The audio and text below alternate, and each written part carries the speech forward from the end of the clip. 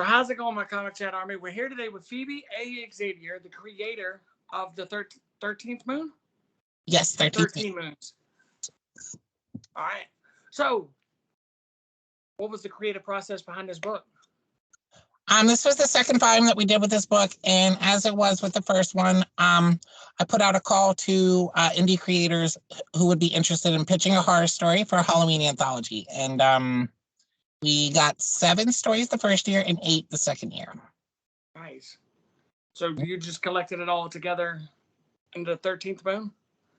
I do lettering on some of the stories. I edit some of the stories. Overall, I'm the editor-in-chief, so I have to give the approval of which stories I want or not. And yeah, I also wrote 1 story in each volume. Nice. What story is that?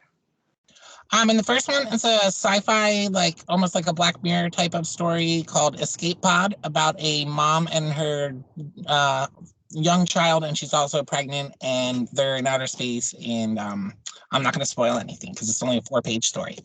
The other one and the new one is the cover story, and it's called Mr. B Nimble, and it's about a graffiti crew called the 666 Crew in Brooklyn, and it's pretty lighthearted throughout, and then it takes like some shocking twists at the end. So you wrote that one? I like that one. I read the first like 5 pages of that. Cool, thank you. Yeah, I wrote that one, and Renan Balmonte drew that one, and he has actually drawn now 3 stories overall between the 2 volumes. He's great. Nice. Where can we pick up volume 1 at? Okay, so if I don't know if you folks use Indie Planet yet, but my books are all on Indie Planet. So go to indieplanet.com and then /123GO. And then actually the first volume, digital download is available for free. And also another one of my books called Trouble is up there for free, issue number 1 of that too. What's Trouble about? Oh, Trouble's fun. Trouble is set in the 24th century, and it's this woman, Tamika Kennedy. Her nickname is Trouble, and she's a retired Soul Corps Marine and like a space Marine.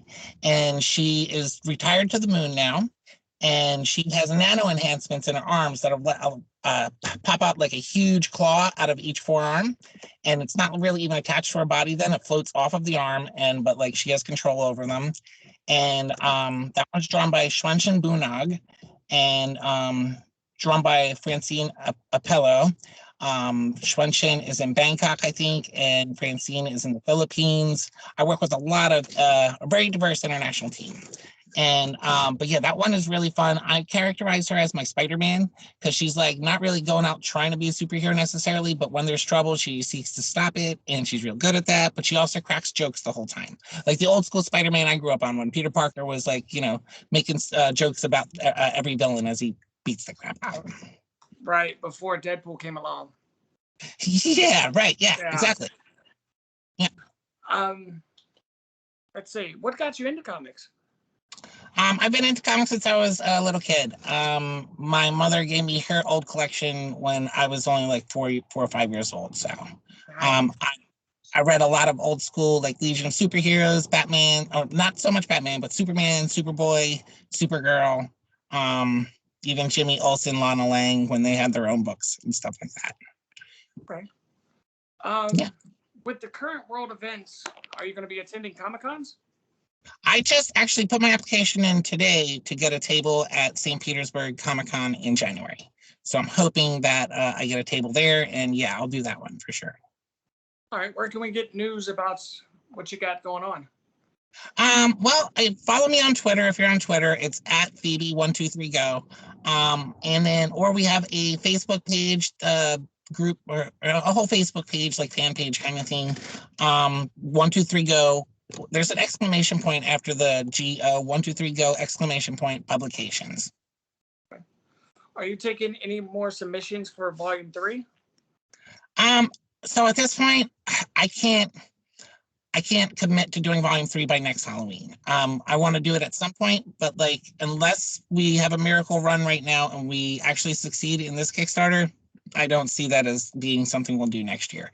I do know that some of my friends have ideas already, so we're going to slowly work on it and eventually put out a volume 3, but I'm not in a hurry right now to do volume 3 unless we somehow pull out the remaining $3,000 we need.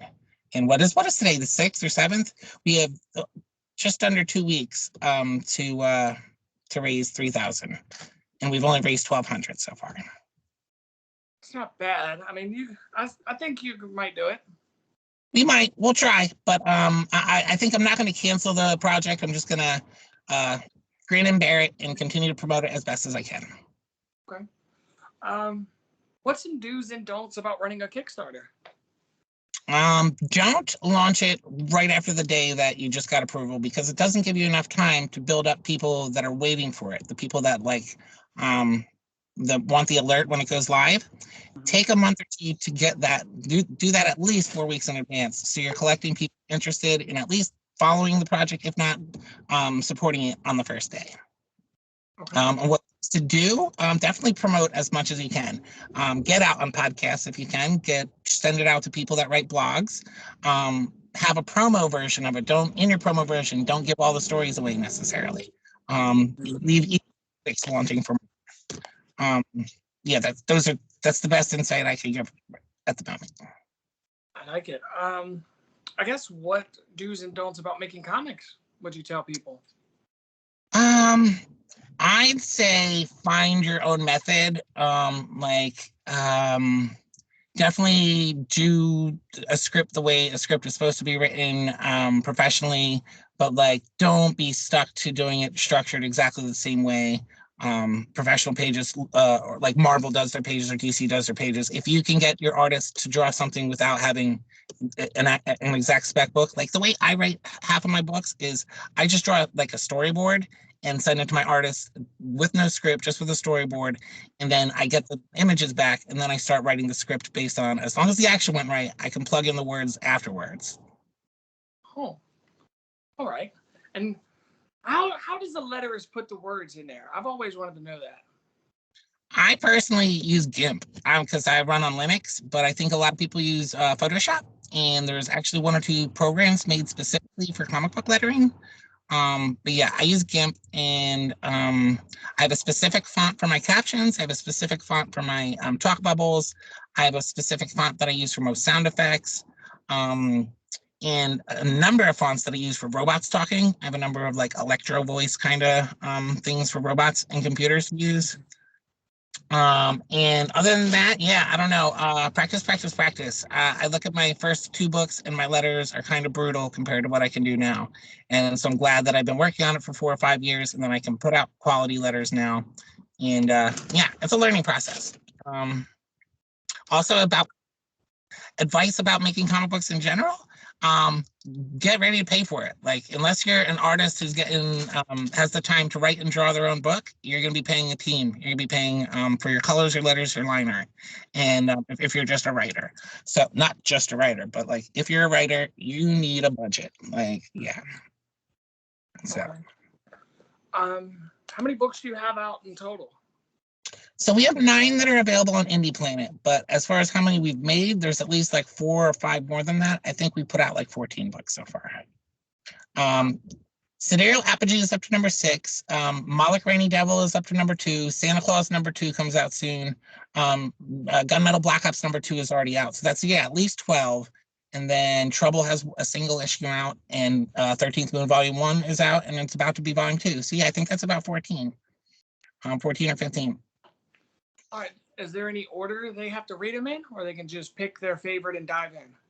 Actually, I mean, most of them aren't even in the same universe, don't have the same continuity. So the Sidereal Apogee ones also happen kind of out of order. So it's all just within a certain time frame, and it's not even about the same characters. It's an anthology that takes place in the 2400s, and it's about different outlaws across the solar system. So that one, even though there's 6 issues, you can read it in any order. And Moloch Raining Devil, read them in order. Gunmetal Black Ops is another anthology series, so you don't really have to read it in order. That is our espionage and assassins anthology. And yeah, so I told you about Trouble. Since we're probably not doing 13th Moon this coming year, Volume 3, the way it looks right now, I think I'm going to put Trouble #2 together this year. I kind of put that one aside to work on this one, and if all that work turns out to a failed Kickstarter, then I want to get back to Trouble, which is really my favorite book to write. She's just a really fun character. Okay. Are y'all in comic shops already? Not really. No. I mean, I own hard copies of my books that I can sell, and most of our team gets copies of stuff when stuff that they've worked on, and so they can sell it on their end. But that isn't something I put a lot of effort into. Right. I probably should network with more shops, but maybe that will be something I do as I get into a convention. Right. Yeah, I know there's a real good one down there at St. Pete. Can't think of the name of it, but they got like a Spider-Man outside and Batman. You know what I'm talking about? Oh wait, the one down by the beach? FYI, or for your imagination or something? I can't remember the name of it, but it's got like a Batman and Spider-Man on the roof. That could be the one. And I just stopped in there the other day, and I'm going to go back this week to look at possibly doing a signing there for an afternoon. Nice. Did we go over where people can get news about your signings and stuff? Do you put that on your social medias? Yeah, social media. The 123GO also has its own Twitter and its own Insta, but we don't really use them that much. I don't go on Insta, so like I know most of the world is on Instagram looking at each other's salads for lunch or whatever, but it's just I should be there for comic books, but yeah, I'm busy on Twitter arguing politics and promoting my comic books on Twitter. Okay. What's your Twitter handle? At Phoebe 123GO. Right. PHOEBE. If you don't know how to spell Phoebe, it's a little weird. All right. I'm gonna put it all down in the description for him. Thank you. Yeah, no, I'll send you the link. The 123GO one too. Yeah. Okay. I mean, the Indie Planet one. Yeah. Yes, please. I don't know. Is there anything you want to say that we haven't went over? Well, yeah, Santa Claus is coming out soon too, no matter what. Santa Claus is coming out in December. It'll be available on Indie Planet. And Santa Claus is a dark holiday story about a greedy young boy who gets kidnapped by an evil Santa and is enslaved in his factory. I like it. Yeah, so he's trying to work out. Like the kid kind of goes through a trauma and a growth, and he realizes how wrong he was. So he fights for his redemption. Nice. And you're writing all of these? You wrote all 12? No. Jeffrey Haas writes that one. He wrote both issues of that. And Jeffrey Haas also writes Moloch Reigning Devil. Moloch is a story about a fallen angel who God sent to hell to kill Lucifer. And then once he killed Lucifer, he then takes the role of the devil. But most of the demons in hell don't accept him as the new lord of hell. So he has to go to war with all the demons first to exert his power. I like that. Yeah, the book's a lot of fun. It'll wrap up in 6 issues. That one will come out. Issue number 3 will be out not this spring, but the following spring. That one's going to be like a double-sized 40-page issue. And at the same time it comes out, we're also going to drop a Moloch one-shot, which is the first time I'll be writing Moloch. And it's not in the chronology of those 6 issues, but it's an independent story about Moloch fighting the sin Pride. What is Moloch? Moloch is a fallen angel, and he was originally God's destroyer. The way that we write him into like the history of, because a lot of it's based on both Dante's Inferno and the actual Old Testament. And so he was the one who destroyed Sodom and Gomorrah. He was the one that did anything, anytime that God needed something destroyed, Moloch was who he sent. Nice. Are you writing it in like Old English style or like? Not exactly. The way we're talking. Somebody compared it to Old English. He does have like a very almost like leaning towards biblical more than English, like that he's very serious and like speaks not as we would speak in the 20th century necessarily, but I don't know if Old English is the right description. Okay. Yeah, I got a book that somebody sent me to review, and it's like that. It's like, oh, I guess wouldn't say Old English, but it's like it feels like reading the Bible. Yeah, it's like shall and yes, you know? yes. Okay. And all of this is on Indie Planet. Do y'all have a website? We don't have a separate website now. But yes, indieplanet.com/123GO. Okay. All right. That's all I got for today. Is there anything you want to say before we go? Thank you to my team. Maybe, hopefully we can pull this miracle out and somehow, yeah, the 13th Moon Kickstarter Volume 2, 13th Moon Volume 2 Kickstarter is active right now. We have until November 20th to hopefully come up with another $3,000. If anybody out there wants to help this book come to life, please get over there to the Kickstarter. We could really use your help. All right. Thank you for taking the time to come. Huh? Okay. Go ahead. Oh, and it's an awesome book. Like, you're definitely going to enjoy it. All right. Well, thank you for taking the time to come talk with us today. Thanks for having me.